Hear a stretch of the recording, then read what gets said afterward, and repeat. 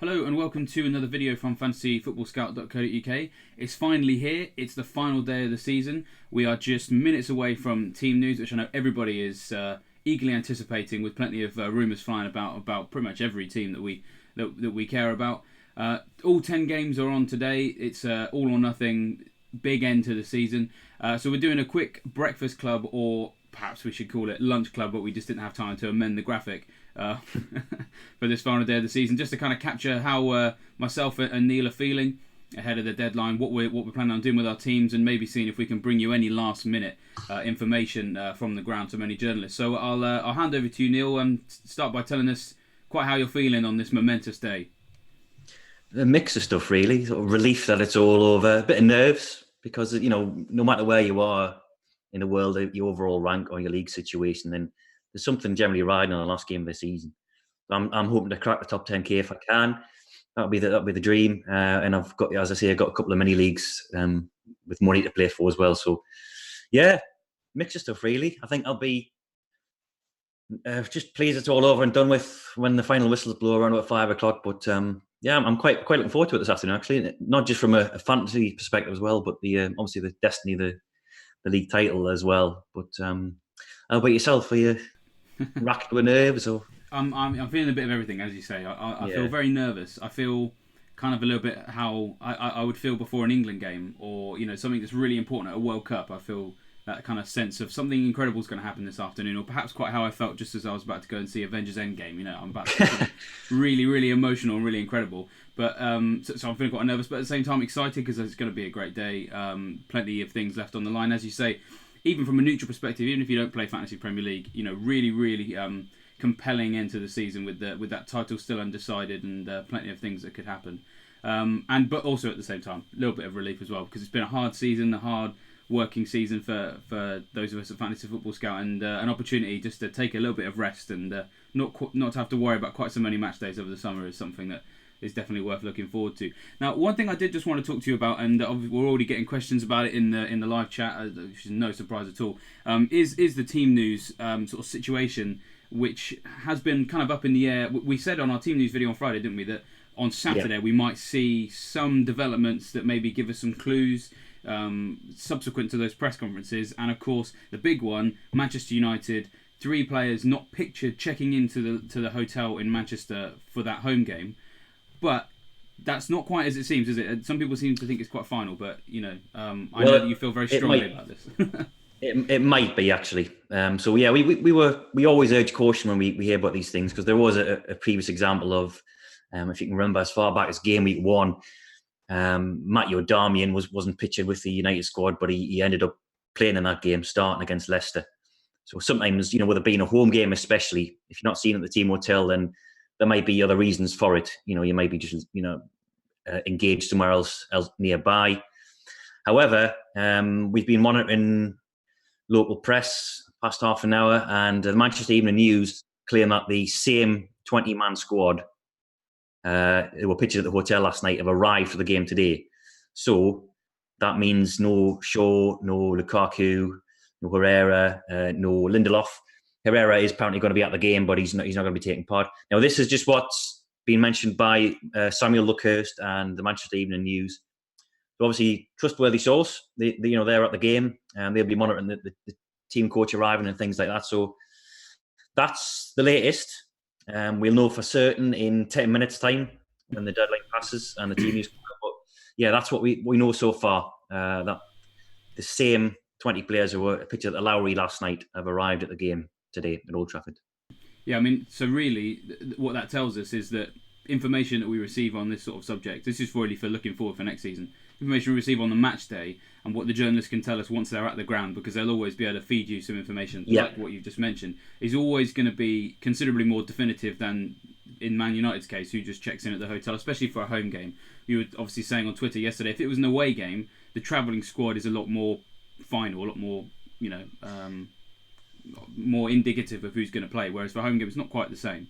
So yeah, I mean, it generally is right. The team will meet the day before. There's sometimes extenuating circumstances, perhaps if a player's just become a parent or something like that.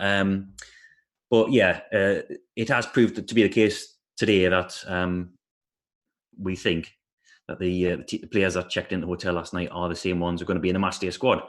So you've got 10 minutes to panic if you've got Shaw on your team. Yeah. Well, the only other one that's quite big and people have been wondering about, slightly less to worry about, I think. Andrew Robertson, obviously, Jurgen Klopp was he said he should be fine on Friday. Any updates? Have we seen him pictured anywhere important this morning? No, not really. No, and I'll not repeat any of the rumours that are currently doing the rounds on Twitter because there's so many, and then people will come out afterwards and say they were in the know and things like that. But there'll be plenty who are just trying to cause mischief at this late stage. But I'm monitoring. I've got a little column on TweetDeck which is dedicated to the press, and I'm refreshing. Well, I don't need to refresh it; it just filters through every time there's an update. So as soon as I hear something, if I do before the deadline, and hopefully I can, then I'll let you know. But nothing conclusive as yet from Anfield. I suppose that also goes for Salah as well. Is that, again, we're not sure. We might find out in the sparing moments. I think we've got 7 minutes left, so we'll just quickly move on to talk about your team. And like I said, if please feel free to stop talking about your team if you see something important. I'm sure we won't mind. So I'll put on the screen your team from Gameweek 37. What changes have you made or are planning to make in the next 6.5 minutes? I haven't made any. I'm just keeping Son in there as a bit of bench wankery. But no, I've always been a late transfer maker, and especially so in the last game of the season when you're hoping for as much information as possible. My plan is to do Gray to Vardy and downgrade Son to just not so much bench fodder, just someone who I think is going to play and can come on in an emergency. So I'm thinking Gundogan at the moment. I want to be in a situation where I don't regret, hopefully, benching anybody, which was the case in Gameweek 37. Was it 37 or 36? I can't remember. Where I had a plethora of options, really. And I ended up benching Ward-Prowse and Babel. No, was it Ward-Prowse and Gray, Andre Gray, who both scored. It must have been 36, that was.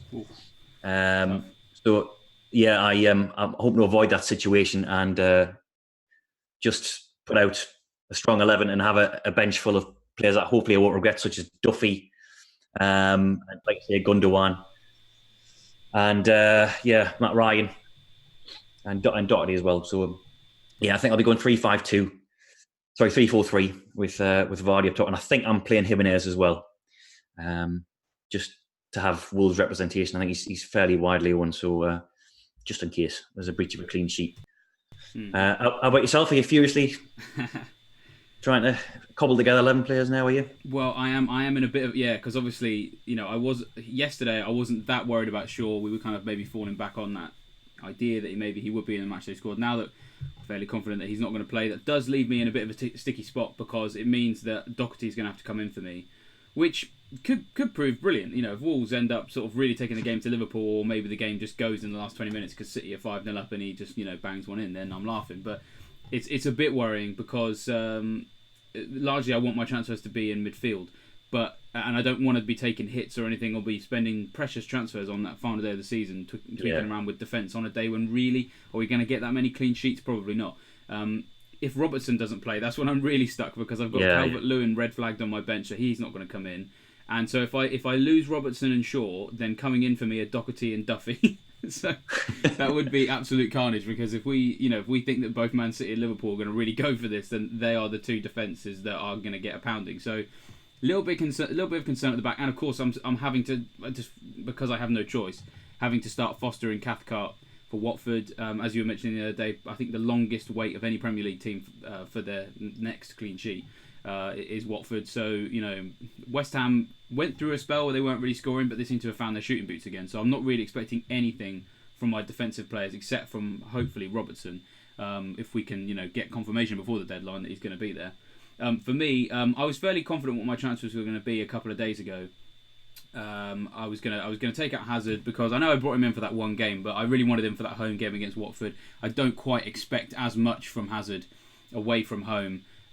He hasn't scored away from home since I think it was game week 19. Last time he played Watford away was last time he scored. He's obviously chipped in with assists, but it's not really the kind of explosive stuff that you expect from him at Stamford Bridge. Whereas Salah, I've said in recent days, taking him out for Sterling at that time was probably a mistake. I probably should have left it as it was, although I'm not too worried because it now means I have Sterling for this game. But I do want Salah back. I think that if anyone's going to break the deadlock for Liverpool today, it's probably going to be him. And the other thing really is I've just got a few people who are chasing me in some mini leagues and they have Salah. So I have more than a 4-point margin over them. So if I take a 4-point hit to get to Salah, it doesn't leave me in a too sticky spot. And then my replacement for Son is going to be Redmond, just because I quite like that fixture, Southampton against Huddersfield. Yeah. Huddersfield look very poor away from home. Redmond's had loads of good chances in recent weeks, especially in the home games. 3 attacking returns in his last 2. If I was free hitting, then I'd probably go Long over Redmond if I was sure that Long was going to start, just because he seems to have had more big chances and has a higher goal conversion rate, is a little bit more clinical, whereas Redmond seems to hit the post a lot. But just the way my team is right now, Redmond seems like the way to go. I had a brief thought that I maybe could go for Callum Wilson because I quite like what he's been doing away from home, but in the end I've decided to go with his midfield transfers. And the only other thing, whilst I actually just processed these transfers, by the way, because I hadn't done that yet. Have you?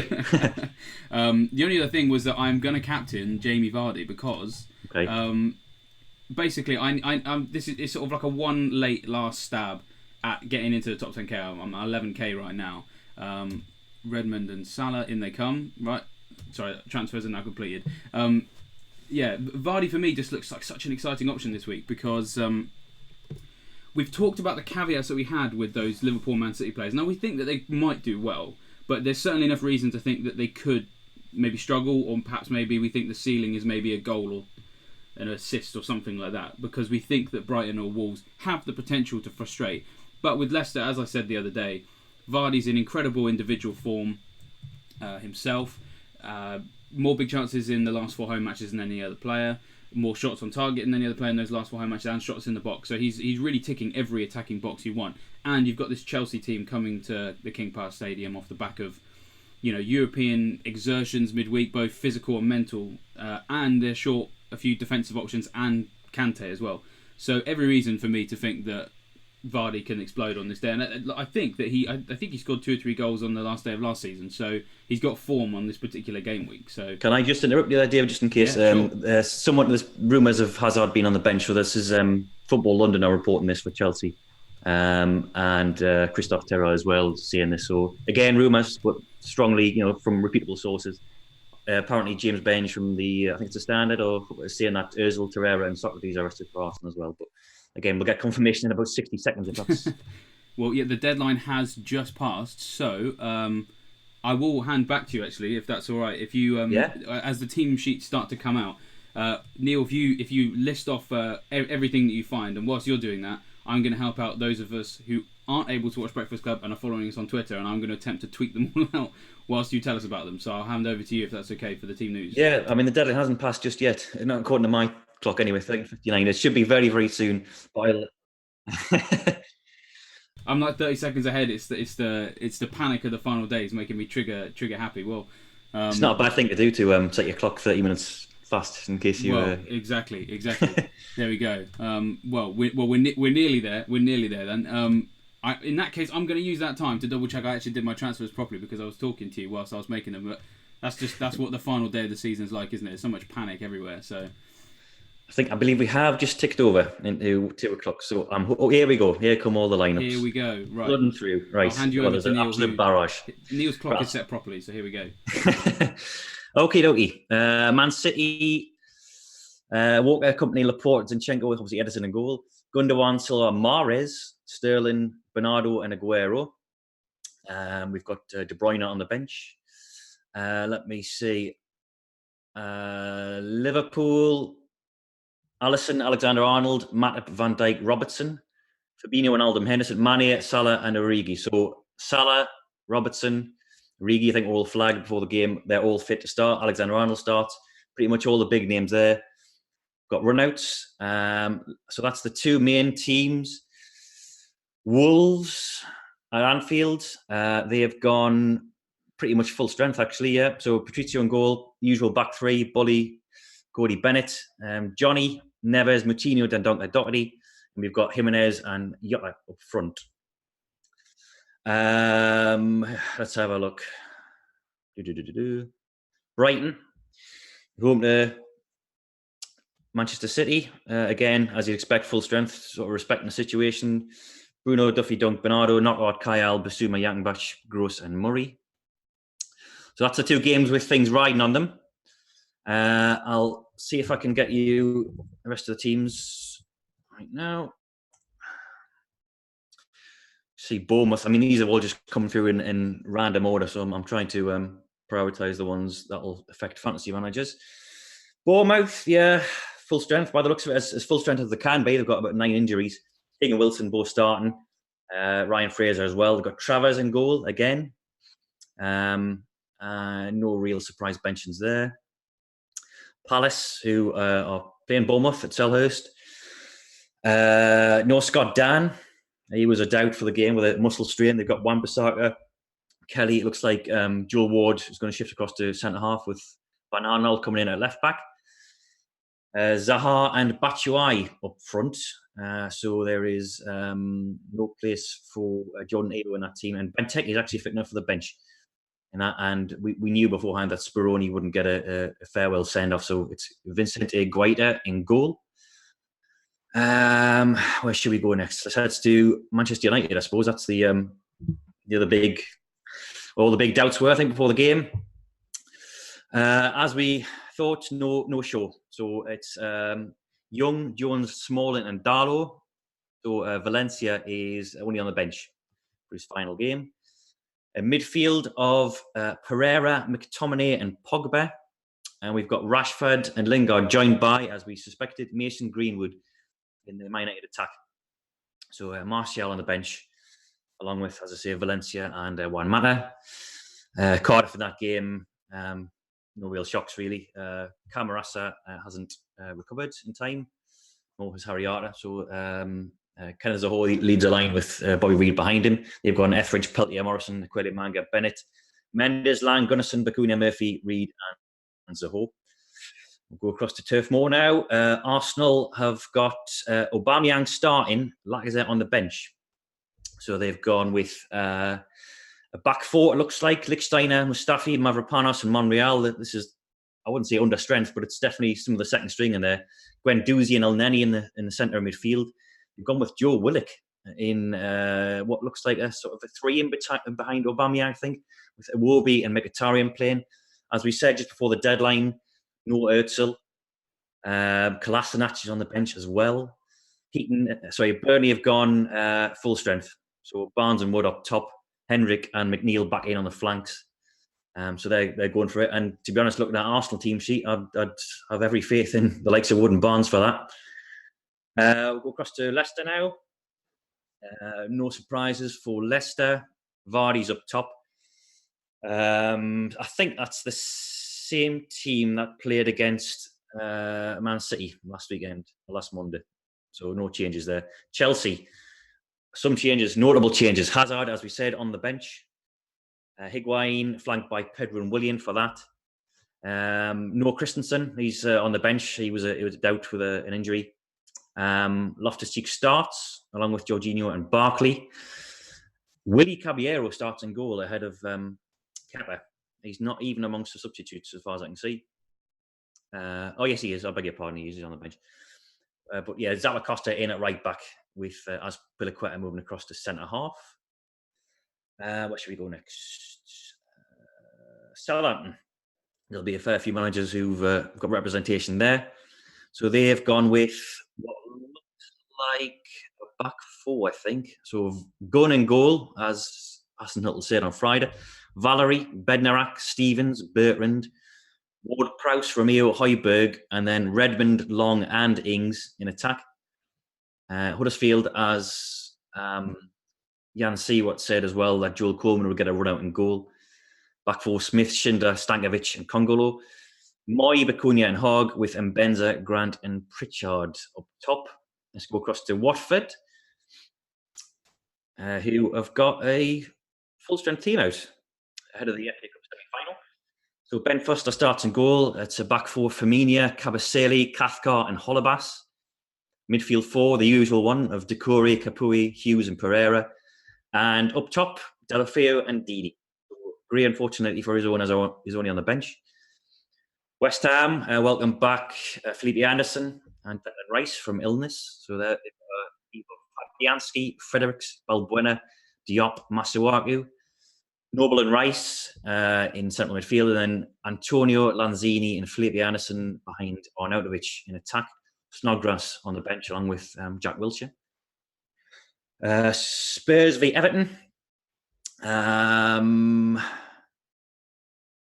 Yeah, a few changes for Spurs, but the big names are pretty much starting with the exception of Trippier.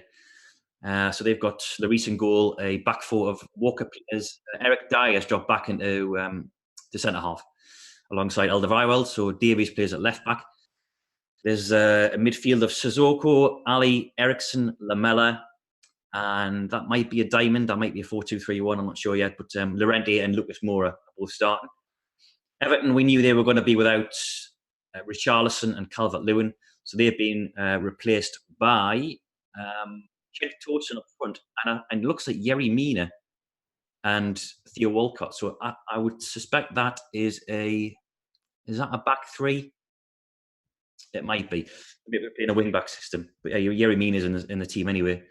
There is... Who's missing from that? Oh, Seamus Coleman. Yeah, that's it. Seamus Coleman was a doubt for this game with a minor groin problem. He dropped out. So, yeah, it's Pickford in goal, Zuma, Keane, Mina, Walcott, Schneiderlin, Gay, Digne, and then Sigurdsson, Bernard, and Cenk Tosun. So, Andre Gomez on the bench for what could be his last Everton appearance. Craven Cottage, Fulham v Newcastle. No Ryan Babel for Fulham. That's a downer for me. I've got him.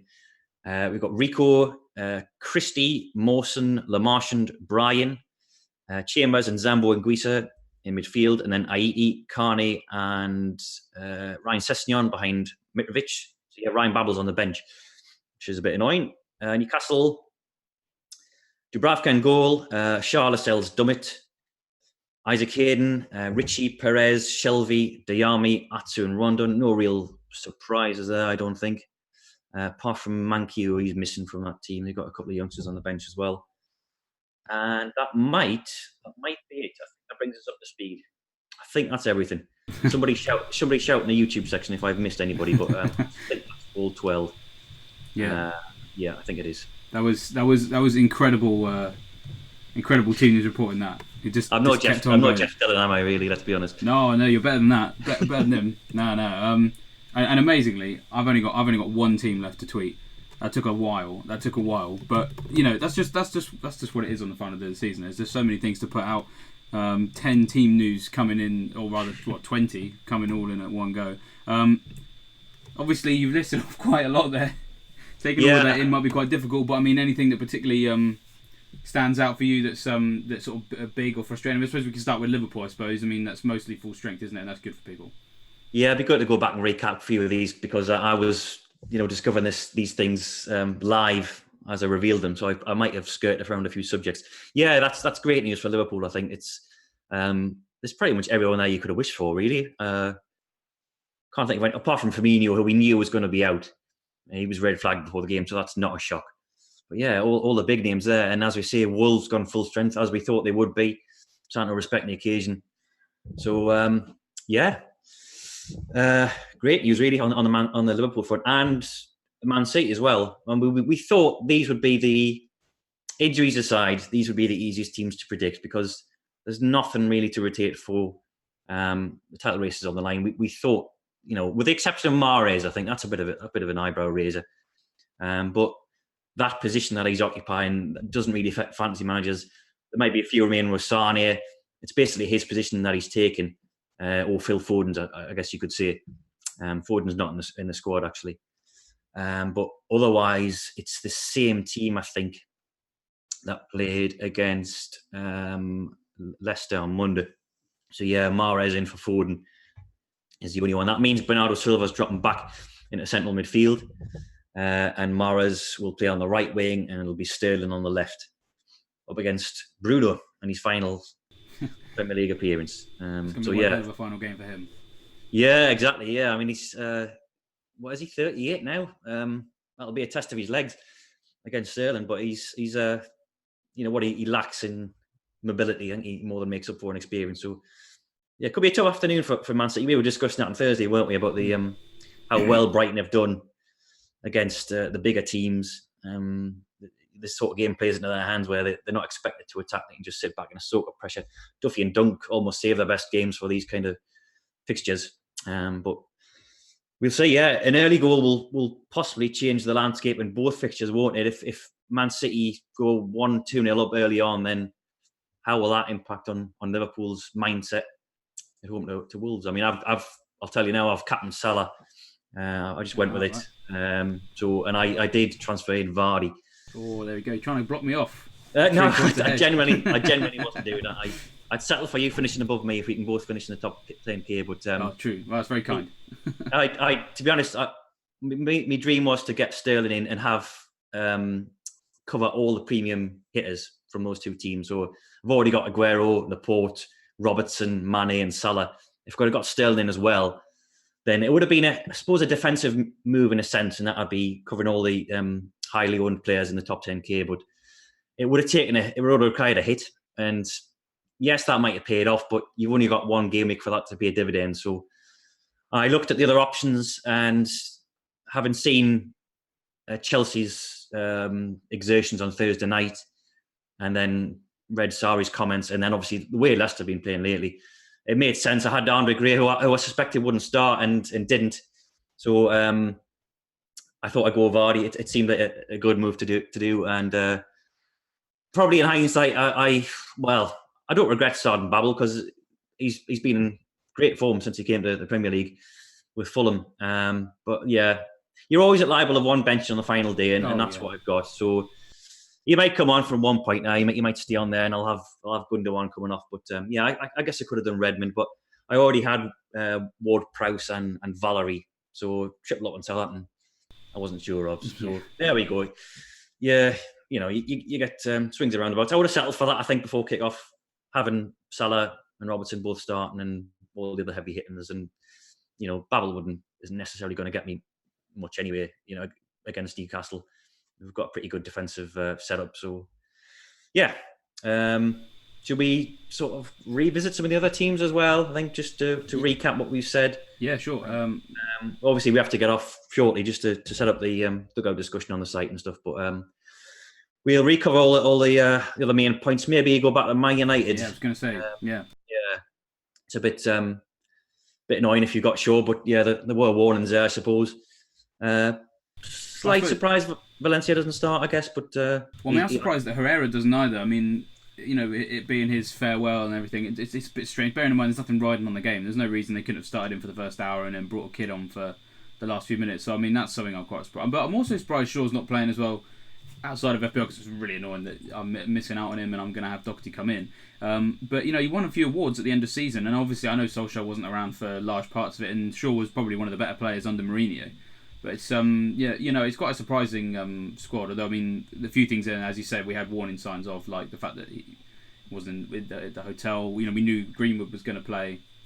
But yeah, Herrera for me, even though it was really affect FPL, I find it a bit strange because it's his last game, and a lot of people have been saying recently, he's been one of the more spirited players in that dressing room for a while.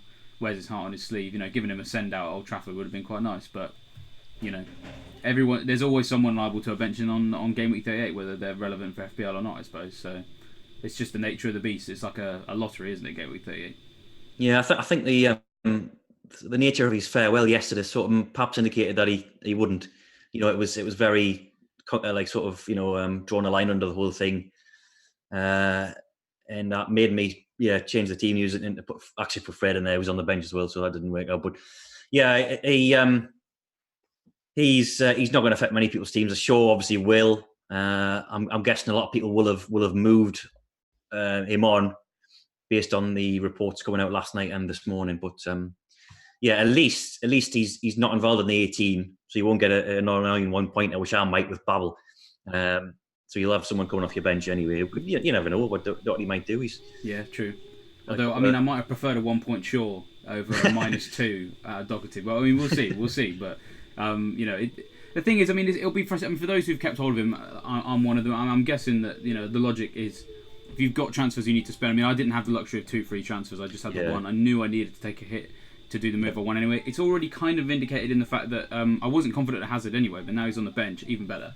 But spending that additional hit to bring in a defender, anyone outside of Laporte, who I could have done to be fair, really I think would have been a waste, because a lot of it's just really hard to see which defenders are going to do particularly well this week, and maybe a few differential punts like maybe Neale or something like that. But really, the transfers for me, just they've got to be spent in the field or in attack on a day like this. So I just have to take it as it comes. Really, that's we always knew that you needed a bit of squad depth on this game week, and there'll be people who will probably be bringing in much worse than Doherty, I imagine.